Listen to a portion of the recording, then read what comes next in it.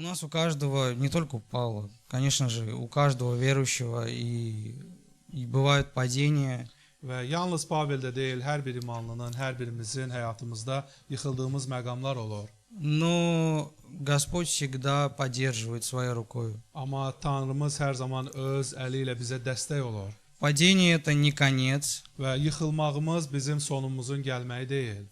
А если мы используем это падение для роста, Əgər bu yıxılmaqlarımızdan boyatmaq üçün, böyümək üçün istifadə ediriksə, то эти падения становятся благословением. onda bu yıxılmaqlarımız bizim üçün bir xeyir-duaya çevrilər. И как хорошо, что мы проигрываем и ошибаемся на самом деле. Хотя нам, конечно же, не nравится то, что мы Və проигрываем. nə yaxşıdır ki, bəzən biz yıxılırıq, uduzuruq və baxmayaraq ki, bu xoşumuza gəlmir. Потому что в наших ошибках и падениях является вся полнота и сила Бога. Çünki bizim həmən o səhvlərimizdə, yıxılmağımızda Tanrının qüdrətinin tamlığı görsənir.